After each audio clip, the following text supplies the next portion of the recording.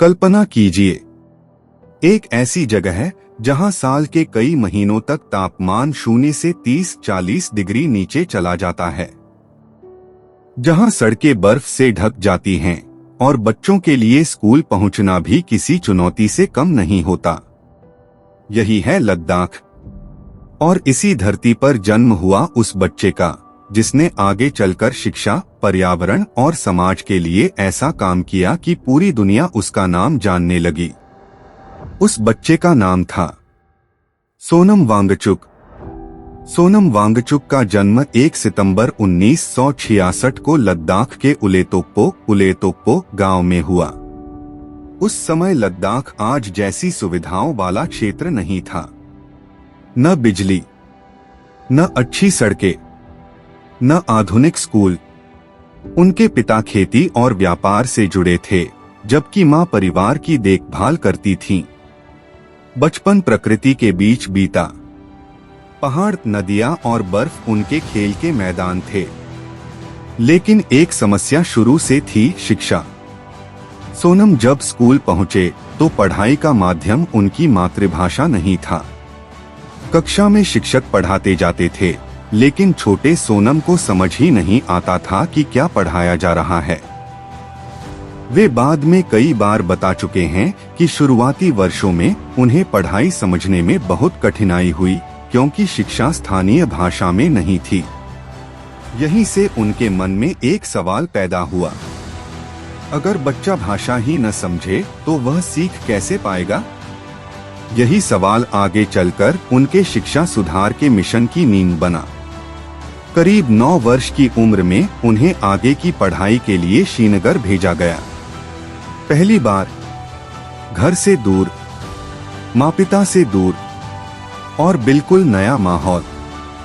शुरुआत आसान नहीं थी। नई भाषा, नए लोग, नई संस्कृति। लेकिन उन्होंने हार नहीं मानी। धीरे धीरे उन्होंने खुद को ढाला और पढ़ाई जारी रखी। स्कूल की पढ़ाई पूरी करने के बाद सोनम ने इंजीनियरिंग की राह चुनी। उन्होंने national institute of technology net Srinagar से मैकेनिकल इंजीनियरिंग की पढ़ाई की। लेकिन इंजीनियर बनने के बाद भी उनका सपना सिर्फ अच्छी नौकरी करना नहीं था।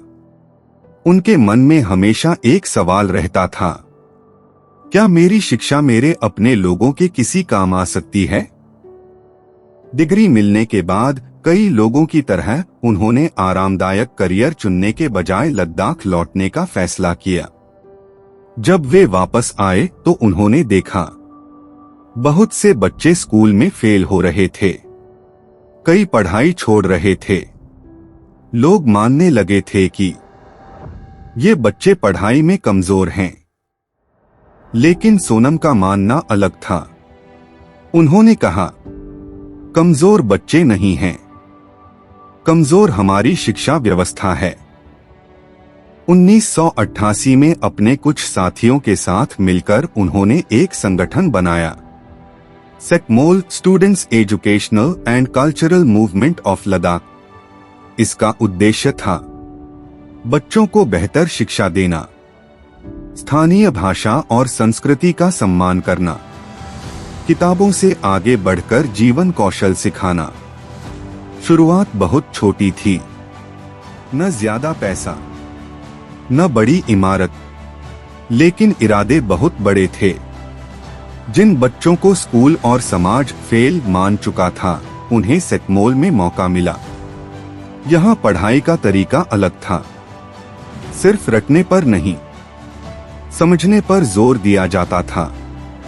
बच्चे खेती भी सीखते, सोलर तकनीक भी, टीम वर्क भी और आत्मविश्वास भी। धीरे धीरे वही छात्र जिन्हें कभी नाकाम कहा गया था, आगे बढ़ने लगे। यहीं से सोनम वांगचुक का नाम पूरे लद्दाख में फैलने लगा। लेकिन सपना देखना आसान होता है, उसे सच करना सबसे कठिन। और अब शुरू होने वाला था सोनम वांगचुक के जीवन का सबसे बड़ा संघर्ष। सेकमोल की शुरुआत तो हो गई थी, लेकिन चुनौतियां भी कम नहीं थीं। लोग कहते थे, जो बच्चे सरकारी स्कूल में फेल हो गए, उन्हें कौन पढ़ा सकता है? कई अधिकारी इस प्रयोग को गंभीरता से नहीं लेते थे। पैसों की कमी थी, संसाधन नहीं थे, लेकिन सोनम ने हार नहीं मानी। उन्होंने बच्चों से कहा, मार्कशीट आपकी किस्मत तय नहीं करती। यही सोच सैकमोल की पहचान बन गई। सैकमोल में आने वाले अधिकांश छात्र वे थे जिन्हें शिक्षा व्यवस्था ने फेल घोषित कर दिया था। यहाँ पढ़ाई का तरीका बिल्कुल अलग था। किताबों के साथ साथ जीवन जीना भी सिखाया जाता था। बच्चे खुद खाना बनाते, खुद खेती करते, सोलर सिस्टम लगाना सीखते और अपनी समस्याओं का समाधान भी खुद खोजते। धीरे धीरे परिणाम आने लगे। जो छात्र पहले परीक्षा में असफल हो रहे थे, वही आगे चलकर सफल होने लगे। पूरे लद्दाख में चर्चा होने लगी। शायद समस्या बच्चों में नहीं, शिक्षा व्यवस्था में है। 1994 में सोनम वांगचुक और उनके साथियों ने एक नई पहल शुरू की, ऑपरेशन न्यू होप। इस अभियान का उद्देश्य था सरकारी स्कूलों की गुणवत्ता सुधारना, स्थानीय भाषा में शुरुआती शिक्षा को बढ़ावा देना, शिक्षकों का प्रशिक्षण बेहतर करना, बच्चों को रटने के बजाय समझकर सीखने के लिए प्रेरित करना। धीरे धीरे इस मॉडल के सकारात्मक परिणाम दिखाई देने लगे। कई स्कूलों में छात्रों का प्रदर्शन बेहतर हुआ और शिक्षा को स्थानीय परिस्थितियों से जोड़ने पर जोर बढ़ा। लद्दाख में एक बड़ी समस्या थी। सर्दियों में बहुत बर्फ गिरती थी, लेकिन गर्मियों में खेती के समय पानी की कमी हो जाती थी। लोग परेशान थे। सरकार के पास भी आसान समाधान नहीं था। एक दिन सोनम ने सोचा, क्या सर्दियों का पानी गर्मियों तक बचाया जा सकता है? यहीं से जन्म हुआ आइस स्टूपा के विचार का। उन्होंने पाइप और गुरुत्वाकर्षण ग्रेविटी की मदद से सर्दियों के पानी को शंकु कोन के आकार में जमाने का तरीका विकसित किया। यह बर्फ का विशाल ढांचा गर्मियों में धीरे धीरे पिघलता था और किसानों को सिंचाई के लिए पानी देता था। शुरुआत में कई लोगों को यह विचार असंभव लगा, लेकिन जब पहला सफल आइस स्टूपा बना, तो पूरी दुनिया का ध्यान लद्दाख की ओर गया। वैज्ञानिक, इंजीनियर और पर्यावरण विशेषज्ञ सब इस प्रयोग की चर्चा करने लगे। अब सोनम वांगचुक सिर्फ लद्दाख तक सीमित नहीं रहे। उन्हें देश और विदेश में व्याख्यान देने के निमंत्रण मिलने लगे। उनके शिक्षा और पर्यावरण से जुड़े काम की सराहना होने लगी। कई राष्ट्रीय और अंतर्राष्ट्रीय संस्थाओं ने उनके प्रयासों को सम्मानित किया। 2009 में आमिर खान की फिल्म 3 इडियट्स रिलीज हुई। फिल्म का किरदार फुनसुक वांगडू कई दर्शकों को सोनम वांगचुक के काम और सोच की याद दिलाता था। हालांकि फिल्म एक काल्पनिक कहानी थी, लेकिन उसके कुछ विचार और प्रेरणा सोनम वांगचुक के जीवन और शिक्षा संबंधी दृष्टिकोण से प्रभावित बताए गए। फिल्म के बाद लाखों लोग यह जानना चाहते थे, असल सोनम वांगचुक कौन हैं? इसके बाद सैकमोल देखने के लिए देश विदेश से लोग लद्दाख आने लगे। दुनिया उन्हें पुरस्कार देने लगी, लेकिन सोनम हमेशा कहते थे, सम्मान अंत नहीं है, बल्कि जिम्मेदारी की शुरुआत है। उनका ध्यान अब भी लद्दाख के लोगों, शिक्षा और पर्यावरण पर ही था। उन्हें पता नहीं था कि कुछ ही वर्षों में उन्हें एक नई लड़ाई लड़नी होगी, जो सिर्फ शिक्षा की नहीं, पूरे लद्दाख के भविष्य की लड़ाई होगी। 5 अगस्त 2019 भारत सरकार ने अनुच्छेद 370 के अधिकतर प्रावधान हटाने का फैसला किया और जम्मू कश्मीर का पुनर्गठन किया। इसके बाद लद्दाख को अलग केंद्र शासित प्रदेश यूनियन टेरिटोरी बनाया गया। शुरुआत में कई लोगों ने इसका स्वागत किया। उन्हें उम्मीद थी कि अब विकास तेज होगा, लेकिन कुछ समय बाद लद्दाख के कई सामाजिक संगठनों और स्थानीय लोगों ने नई चिंताएं उठानी शुरू की। लद्दाख के कई लोगों का कहना था कि अब उनके पास पहले जैसी निर्वाचित विधानसभा नहीं रही। साथ ही स्थानीय समुदायों के बीच यह चिंता बढ़ी कि उनकी भूमि, पर्यावरण, रोजगार और सांस्कृतिक पहचान की रक्षा के लिए मजबूत कानूनी व्यवस्था की जरूरत है। इसी संदर्भ में छठी अनुसूची, सिक्स्थ शेड्यूल की मांग प्रमुख मुद्दा बन गई। ध्यान दें, छठी अनुसूची भारत के कुछ जनजातीय क्षेत्रों को स्थानीय स्वशासन और भूमि संरक्षण से जुड़े विशेष प्रावधान देती है। लद्दाख इसमें शामिल नहीं है, इसलिए इसे शामिल करने की मांग उठी। सोनम वांगचुक ने कहा, यह आंदोलन किसी सरकार के खिलाफ नहीं, बल्कि लद्दाख के भविष्य के लिए है। उन्होंने लोगों से अपील की कि आंदोलन हमेशा शांतिपूर्ण और लोकतांत्रिक रहे। उनका मानना था कि विकास और पर्यावरण के बीच संतुलन बनाए रखना जरूरी है। सोनम बार बार कहते थे कि हिमालय केवल लद्दाख का नहीं, बल्कि पूरे भारत के लिए महत्वपूर्ण है। अगर हिमालय का पर्यावरण बिगड़ता है तो उसका असर नदियों, खेती और करोड़ों लोगों के जीवन पर पड़ सकता है। उन्होंने जलवायु परिवर्तन और अनियोजित विकास पर लगातार चिंता जताई। 2024 में जब उनकी प्रमुख मांगों पर अपेक्षित प्रगति नहीं हुई, तो सोनम वांगचुक ने अनिश्चितकालीन भूख हड़ताल, हंगर स्ट्राइक शुरू की।